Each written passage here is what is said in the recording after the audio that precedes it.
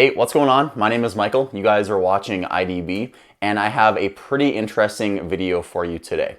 So over the last few years, Apple products have been gaining a lot of really cool safety features, and there are a lot of really cool features that could actually end up saving your life.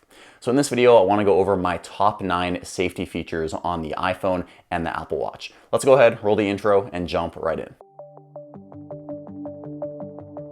First up is a feature for the Apple Watch called fall detection. Now this is supported on all Apple Watches from the Series 4 and newer. If you go into settings, click on SOS, and you'll notice we have fall detection right here. So turn it to always on. By default, it's set to only on during workouts, which honestly doesn't make very much sense to me. So if you turn this on, your Apple Watch is always going to be sensing a fall on your wrist.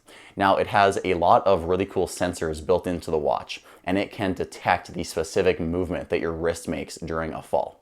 So this is going to be very useful when winter is coming up. Say for example, you slip on the ice and knock yourself unconscious. The Apple Watch is able to call 911 for you. The really cool thing is that if you are not moving after your fall, the watch is going to make that call for you. This has saved so many lives already, and I'll have some links in the description down below of people sharing their stories of how the Apple Watch actually saved their life after they tripped and fell. So this is a really great feature, and I'd recommend turning this on your Apple Watch. Next up at number 2 is emergency SOS via satellite. So this feature requires an iPhone 14 or newer. If you go into settings, click on emergency SOS. Now, like I said, if you have an iPhone 14 or newer, you're gonna see you have an option for get help using satellite. This is going to be a very useful feature if you're out in the country somewhere and you don't have a cell connection, but you need to call 911. Again, just as I told you with the fall detection, there are many stories of people who have had their life saved just by using emergency SOS via satellite. What's pretty cool about this feature is you can actually try a demo. Now, it's probably not gonna work that well because I'm indoors, but if you try this out on your phone, you can go outside and you can actually have your iPhone find the satellite in the sky, and you can test this feature for yourself. So this is pretty darn cool. It's awesome that you can text 911, especially if you don't have a cell connection.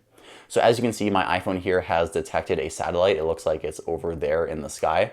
Again, like I said, it's gonna work a lot better if you are outside. But again, this is one of those really great features that you are glad is there, but you hope that you never have to use it. These next 2 features are also for the Apple Watch, and this one has to do with your heart health. So once again, go into settings, and then you wanna scroll down and click on heart. The first one I wanna show you is high and low heart rate notifications. Now, of course, having a low heart rate is a good thing and it's a sign of good health, but sometimes your heart rate can get too low, and that could be a sign of something serious as well. So if you have high and low heart rate notifications turned on, you don't have to worry if you're sitting and your heart rate starts going a bit high. Your Apple Watch is going to alert you of this, and it's gonna give you the option to call 911 if your heart rate is too high for an extended period of time.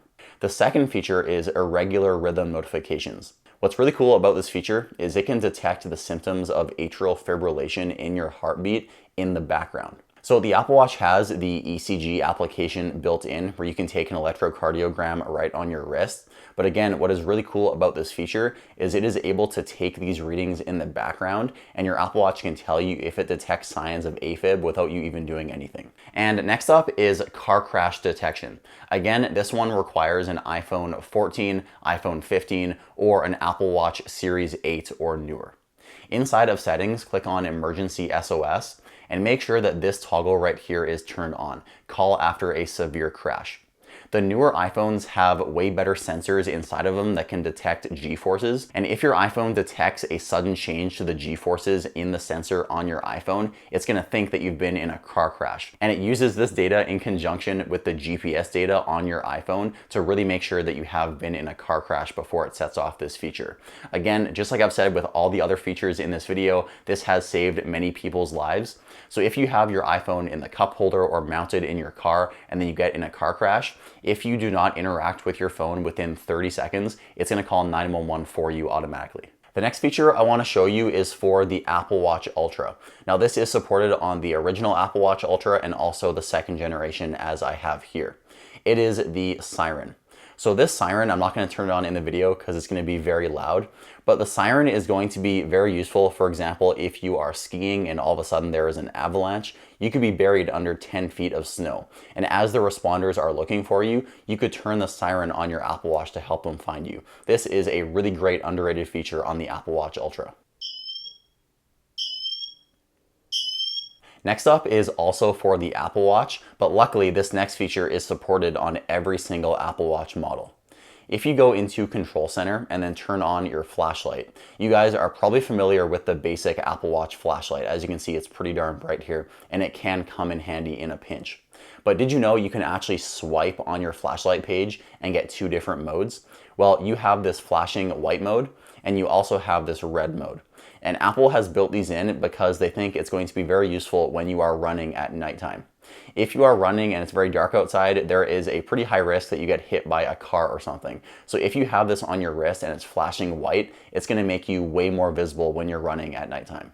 This next feature is called Medical ID. Now I'm going to show you how it looks on the Apple Watch, but it also works on the iPhone as well.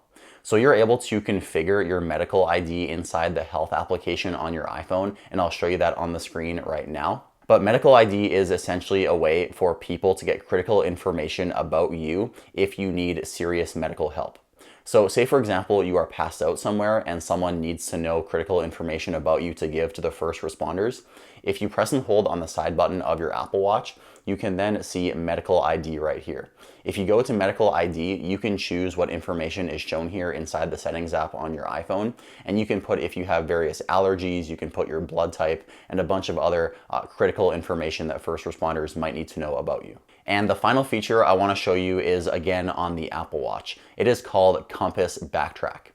Inside the Compass application here, you're going to see we have a button that looks like two footsteps.